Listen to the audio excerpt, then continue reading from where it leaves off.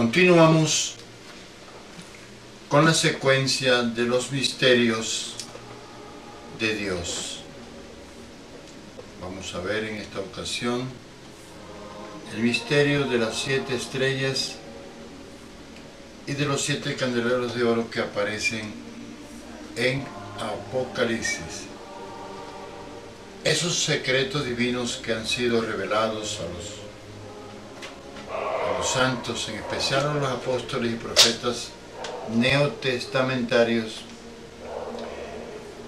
Hoy tenemos el gusto de compartir con ustedes este misterio, el de las 7 estrellas y de los 7 candeleros de oro que aparecen en Apocalipsis 1:20. Dice ese versículo: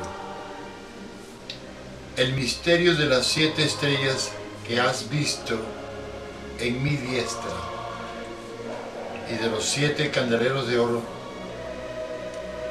Las 7 estrellas son los ángeles de las 7 iglesias, y los 7 candeleros de oro que has visto son las 7 iglesias. El apóstol Juan en la isla de Patmos empezó a recibir una serie de maravillosas revelaciones. Vio a uno semejante al Hijo del Hombre en medio de 7 candeleros de oro, que tenía en su diestra 7 estrellas, que para Juan hasta este momento era un verdadero misterio. En primer término, él ve 7 estrellas que son un misterio, pero misterio que le he revelado. No obstante, este misterio aún en parte continúa velado para muchas personas, incluido para cantidades de creyentes, y esto en gran medida ocurre por la pobreza del estado espiritual en que vive hoy la cristiandad. Aquí en este versículo 20 del primer capítulo de Apocalipsis está registrado que el Señor mismo le revela a Juan el misterio. Las 7 estrellas, dice, son los 7 ángeles protectores de los 7 candeleros, que allí se le revela al apóstol que son las 7 iglesias locales enumeradas en el versículo 11. ¿Qué significa este número 7? En la numerología bíblica, el 7 es el número de completación, es un número de integralidad, número de totalidad. Es decir, cuando Dios revela algo con el número 7, eso significa que lo está encerrando todo. En este caso, todas las iglesias locales bíblicas de toda la historia y de toda la tierra están representadas en esas 7 iglesias locales que aparecen en el versículo 11, que, como saben, son Éfeso, Esmirna, Pérgamo, Tiatira, Sardis, Filadelfia y Laodicea. Dice Juan: yo estaba en el Espíritu en el día del Señor y oí, dice Juan, detrás de mí una gran voz como de trompeta. Eso está en el versículo 10. Y el 11 dice, que decía: yo soy el alfa y la omega, el primero y el último. Escribe en un libro lo que ves y envíalo a las 7 iglesias que están en Asia, a Éfeso, Esmirna, Pérgamo, Tiatira, Sardis, Filadelfia y Laodicea. Allí lo pueden ver en Apocalipsis 1, 10 y 11. Estas iglesias tenían existencia real e histórica en Asia Menor en el tiempo en que Juan escribió este libro de tanta revelación. Y las condiciones de estas 7 iglesias prevalecían no solo en esas iglesias, sino también en otras de aquella época, condiciones que han surgido en la Iglesia de Jesucristo durante los siglos subsiguientes. Hay consenso entre los más ortodoxos estudiosos de la Biblia en que estas 7 iglesias representan también 7 épocas o períodos sucesivos de la historia de la Iglesia, abarcando desde la era apostólica hasta la venida del Señor Jesucristo, que es el fin de la era de la Iglesia. Esos 7 periodos de la historia de la Iglesia lo podemos resumir de la siguiente manera. La primera, el periodo de Éfeso, que corresponde al periodo apostólico de la Iglesia del primer siglo. Segundo periodo es la Iglesia, el periodo de Esmirna, que es la era de las grandes persecuciones por parte del Imperio Romano y abarca los siglos 2 y 3 de la era cristiana. El tercer periodo de la historia de la Iglesia es el que está registrado en la carta a Pérgamo, en la época de la unión matrimonial de la Iglesia y el Estado, en ese tiempo el Imperio Romano, incluyendo su religión de origen babilónico. La Iglesia desciende de las esferas celestiales, que es su lugar como cuerpo de Cristo, baja a morar en la tierra, donde se estructuraliza, si pudiéramos decirlo así, y se mezcla con la religión de los imperios mundiales. Esto se inicia en tiempos del emperador romano Constantino el Grande, con el famoso edicto de tolerancia en el año 313. El cuarto periodo es lo registrado en la carta a Tiatira.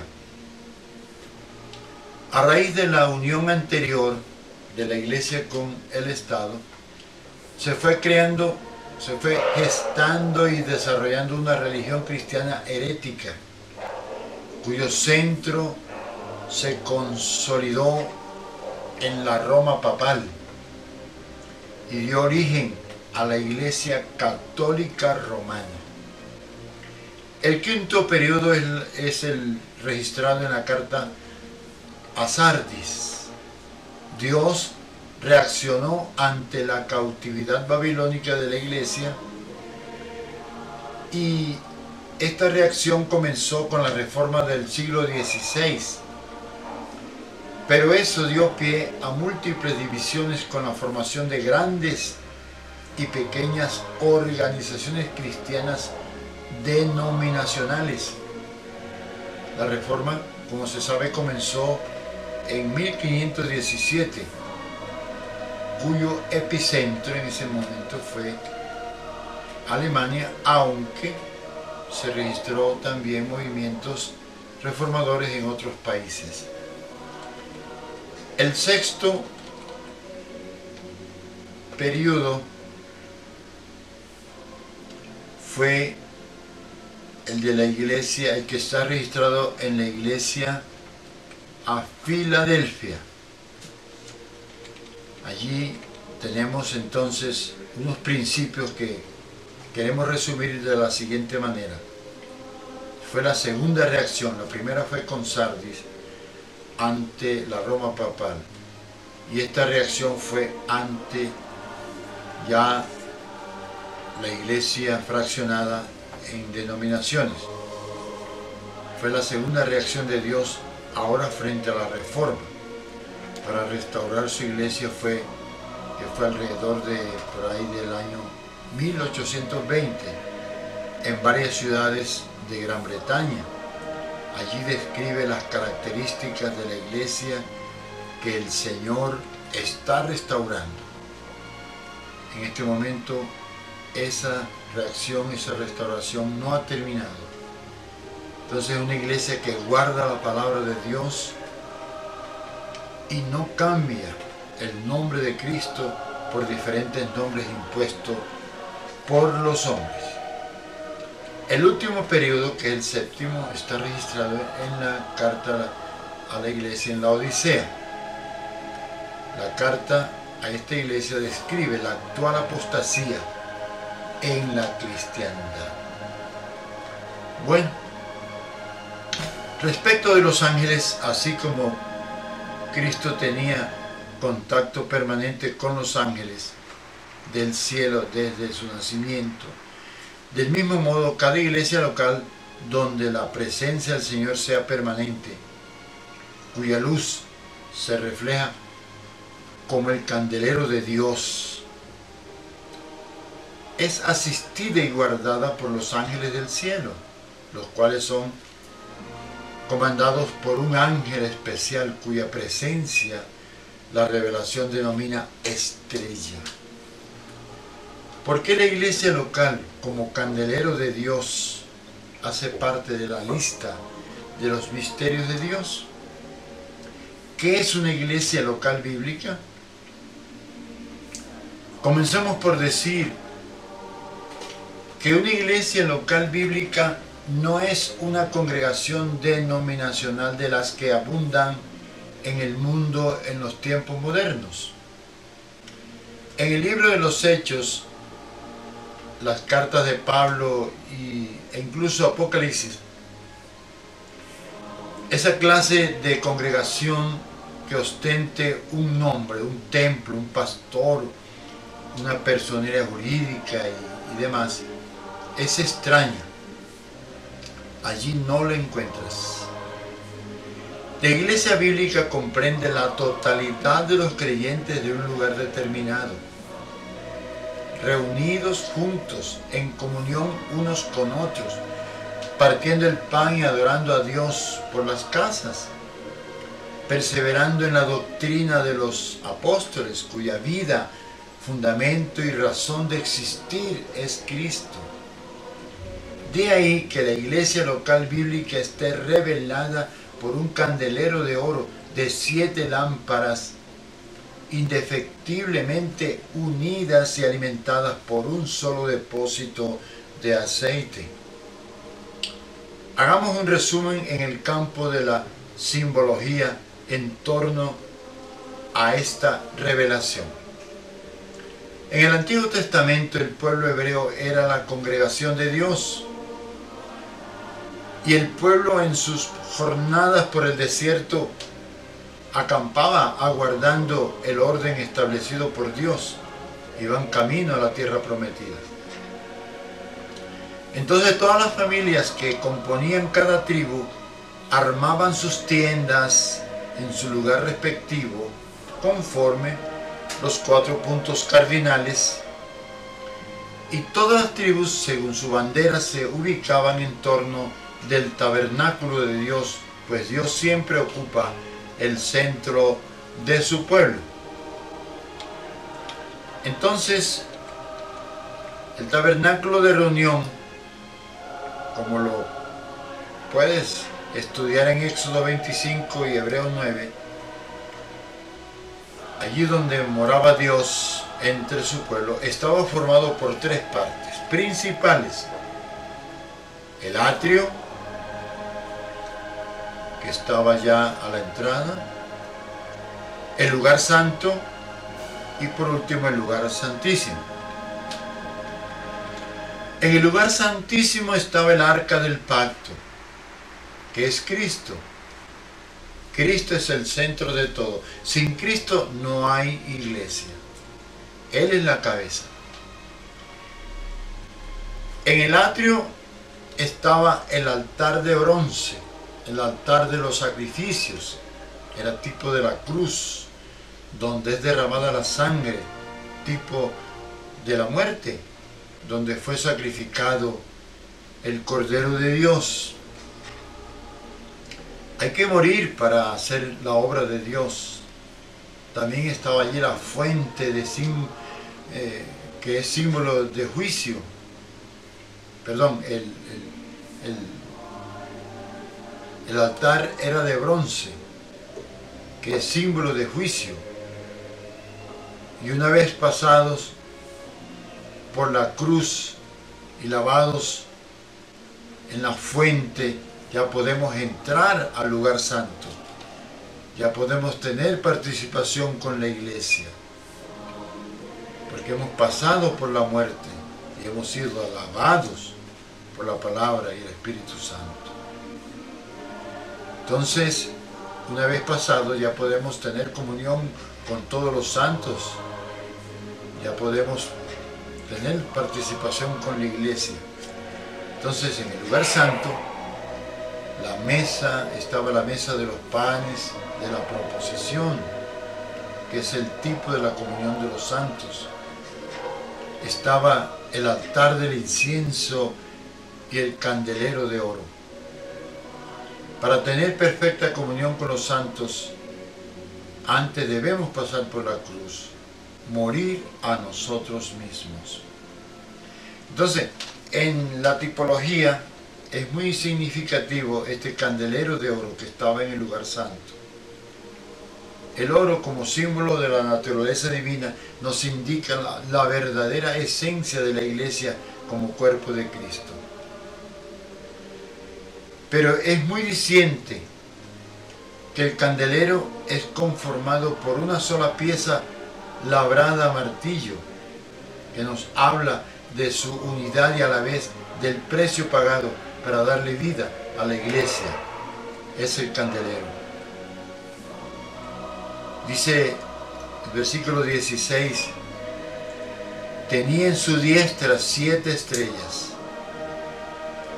Al tener el Señor estas 7 estrellas en su mano derecha, significa que esas estrellas están enteramente sujetas al Señor. Cuando algo está enteramente sujeto a Dios, eso es muestra de que ese algo es usado en el trabajo del Señor, en su perfecto propósito.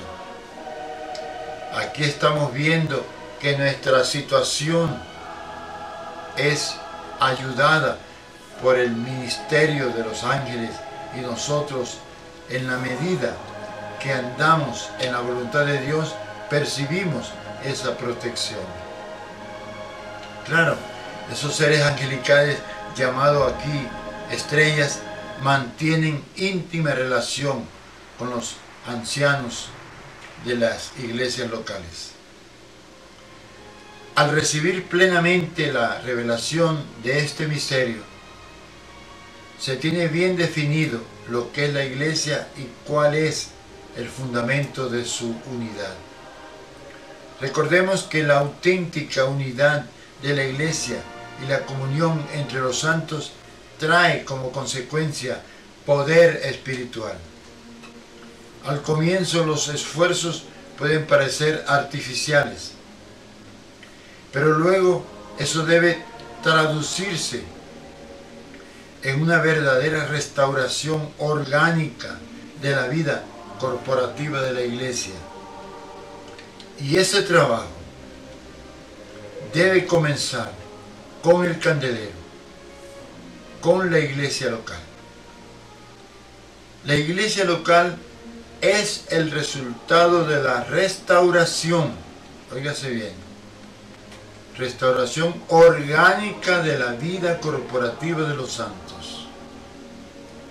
No obstante, desde las primeras décadas de la vida de la iglesia, en plena actividad de los apóstoles,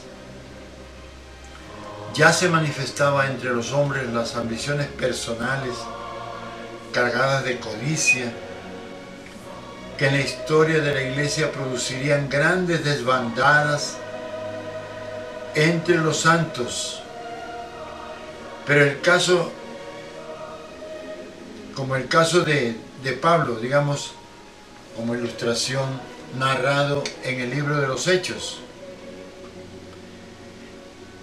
cuando en su viaje a Jerusalén desde Mileto envió un mensajero a que vinieran los ancianos de la iglesia de Éfeso a Mileto, a fin de compartir con ellos una serie de recomendaciones cargadas de premoniciones respecto del futuro de la iglesia local que ellos pastoreaban. Le dice con toda reverencia, lo puedes encontrar en el capítulo 20 del libro de los Hechos. Le dice en el versículo 28, por tanto, le dice él a los pastores u obispos de Éfeso, dice, por tanto mirad por vosotros y por todo el rebaño en que el Espíritu Santo os ha puesto por obispos, para apacentar la iglesia del Señor, la cual Él, Cristo, ganó por su propia sangre. Dice en el versículo 29, porque yo sé que después de mi partida entrarán en medio de vosotros lobos rapaces, que no perdonarán el rebaño. Por favor, repasen todo el capítulo 20 del libro de los Hechos. Es importante. Consideramos que esta fue la profecía de un gran desastre. Ay, si el apóstol contemplara el panorama cristiano de la actualidad.